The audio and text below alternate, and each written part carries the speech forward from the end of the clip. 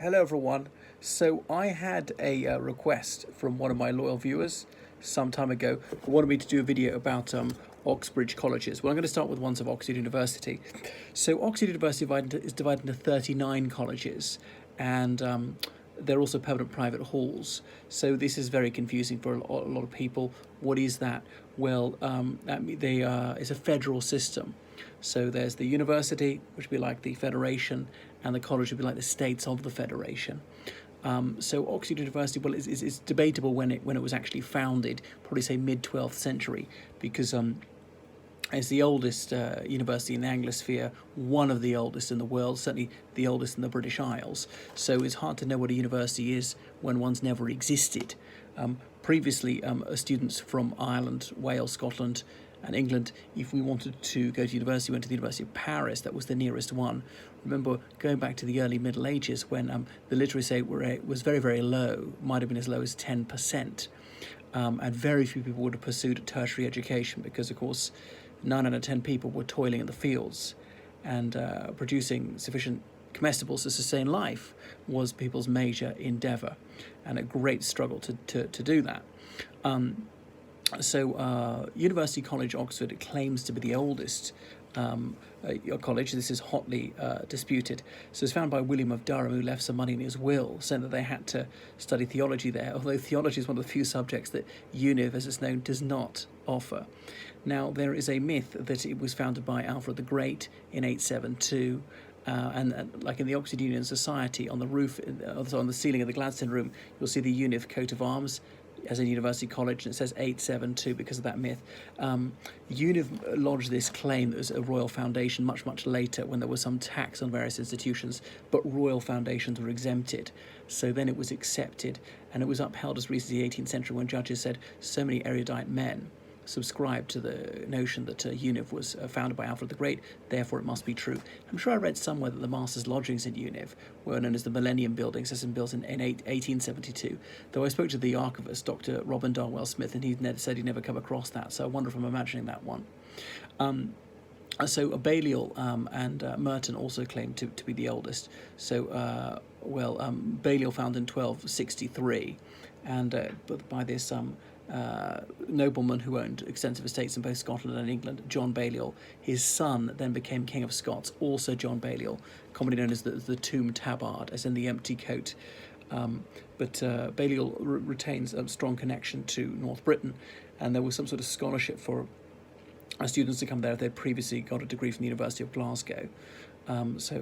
Balliol, seen as quite a left-wing college, and was only considered very prominent from the late 19th century when Dr. Benjamin Jowett was the master of it. So each college has got a head of house, a person who's in charge. Because we say head of house as a generic title because it depends which college you're talking about. In Balliol, the head of house is called Master of Balliol. At Univ is Master of Univ. At Trinity College, Oxford, it's called President of Trinity. Other colleges, it could be called, in Merton, it's called the Warden of the college. At Christ, it's called the Dean, whereas in most colleges, the Dean is a person with a disciplinary role. And are there any other titles apart from those ones? Warden, Master, Dean, President. There might be another one. I don't recall. But so they just say head of house because all these people are the head of house. And Master, obviously only open to women until quite recently, but now the person, even if it's a woman who holds that title, she is the master. She's not called the mistress, even though master is a masculine title. The word mistress is susceptible of misinterpretation.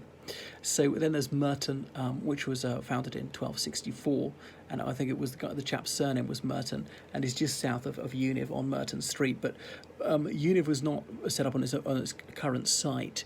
It was established on the site which is now occupied by Brasenose. So I don't think I'll go through them in chronological order necessarily. As I mentioned, Brasenose, that one founded in 1509, the year that Henry VIII was succeeded to the throne. So they used to have a brass door knocker, but it was in the shape of a nose, so it became known as the Brazen Nose, as in Brasenose, and that's why their magazine is called the Brazen Nose. Now, David Cameron went there, but don't let that put you off.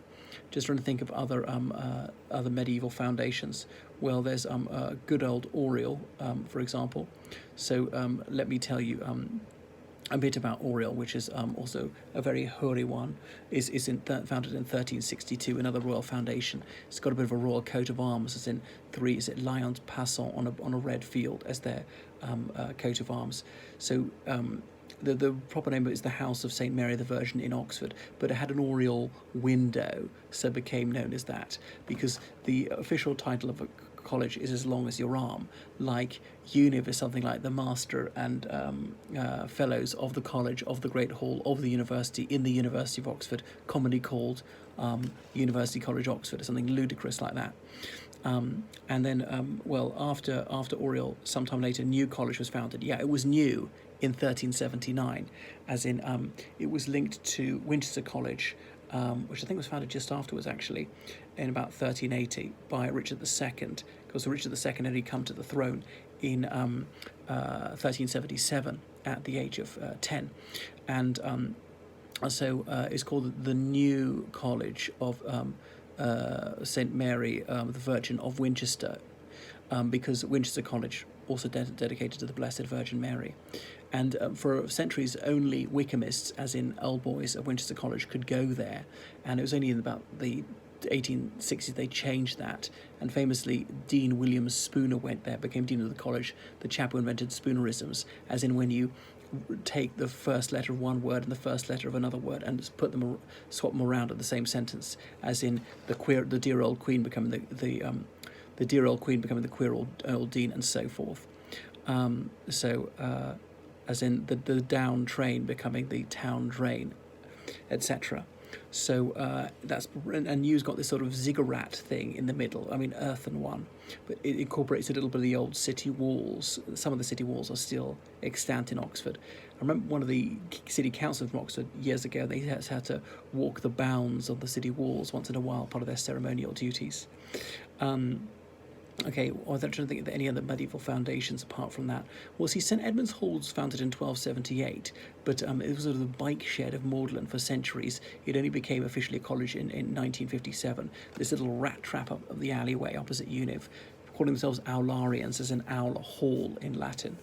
And there's a new college founded only a couple of years ago called Reuben College, but I don't know anything about that. So I'm just thinking, any more medieval foundations to talk about? Yes, of course. Okay, Lincoln College, 1427, founded by Richard Fleming, who was a bishop, who was a son of the West Riding of Yorkshire.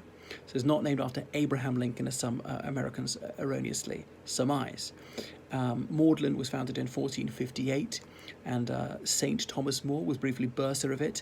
Bursar, I suppose, would be a mispronunciation of purser, as in he controlled the purse strings. But he built Magdalen Tower, which for centuries was the tallest building in Oxford, but almost managed to bankrupt the college. And then they had choir boys, as in unbroken voices there, so Magdalen College School was set up for them. But that expanded and expanded, and most of the schoolboys got nothing to do with the choir. And Magdalen College School was actually in the grounds of Magdalen until the 1920s, until they moved across the river to a purpose-built site. Magdalen spelt Magdalene, as in St. Mary Magdalene. Some think she was the wife of Jesus Christ, but she's certainly mentioned in the Gospels. It's got motto Sicut Lilia, as in just like the lily, as pure as the white lily of the Blessed Virgin. So from the top of Magdalen Tower, at dawn on the 1st of May, the choristers sing to welcome the summer in Latin, because these are all-night parties ending on the 1st of May, whatever day of the week that happens to be, and people used to jump off Magdalen Bridge, so the police close it, so you can't do that because of these May balls. And there's not one May ball, there are all sorts of parties, and it was, in paganism, it was the one night of the year, well into the Middle Ages, when illicit sexual encounters were accepted. Okay, is there anything else any other medieval ones? Because I could go through them chronologically. I mean, I didn't mention Hertford in 1282, which wasn't some sort of foundation, a hall, but wasn't actually a college until 1740.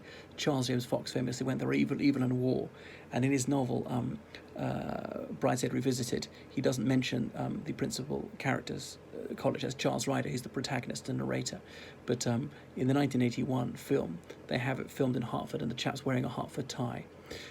Is there anything else I could have mentioned? I suppose I should mention Exeter College in 1314, which is on my goodness, Turl Street, because there used to be a twirling gate. Jesus is on it, Lincoln's on it, and Exeter's on it.